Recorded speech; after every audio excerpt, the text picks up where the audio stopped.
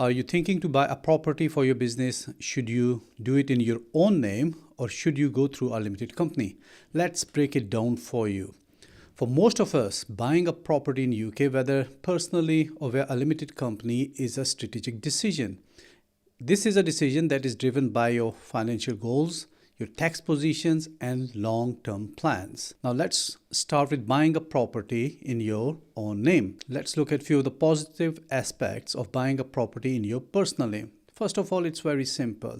You've got few legal and admin burdens. When you're buying a property in your personal name, you may have lower interest or mortgage rates, and you can also avail first-time buyer options if that's applicable. Third, capital gains allowance is available for individuals only. It's not available for limited companies. So when you sell a property based on current year allowance, £3,000 is CGT exemption. You may benefit from stamp duty reliefs.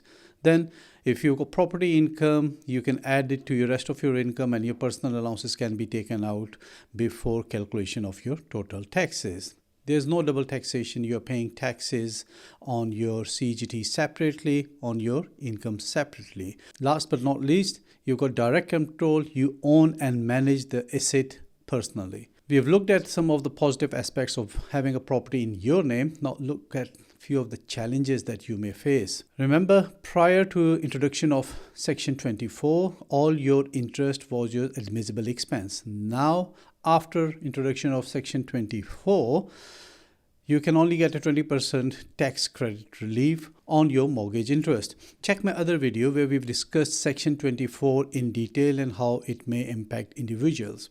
Secondly, if you've got property income on top of your other income, you may fall into higher rate tax bracket and end up paying higher rate taxes. Now, let's look at buying a property in your company name through limited company. What are the advantages that you may have?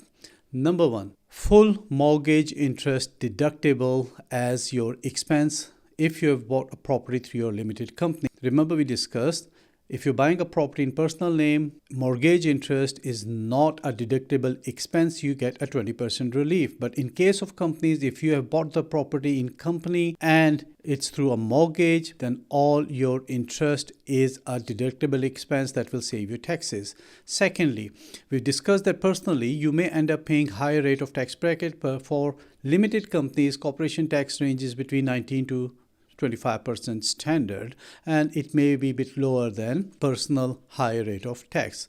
Then you've got investment flexibility. You can retain profits, and without triggering additional taxes, you can reinvest it. You've got better option of estate planning for inheritance. Then, as a professional image, it is helpful with lenders, joint venture partners, and investors if you've got a limited company. Few of the challenges that you may face by having a property in your limited company is number one, higher mortgage cost. Compared to individuals, company may have to pay higher mortgage cost or interest rates. There is no personal allowance for companies. So if your company is making a profit of £1 or £10,000, you'll end up paying between 19 and 25% taxes on that. Again, you've got no CGT or capital gain tax exemption, which was available for individuals.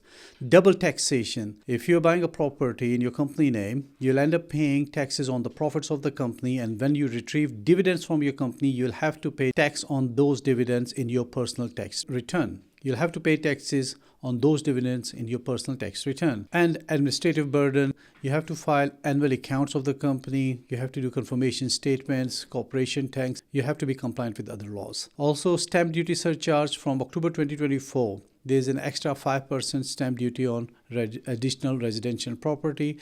While buying a property through a limited company, you may have to look at stamp duty option. So, should you buy a property in personal name or limited company? It entirely depends on your strategy.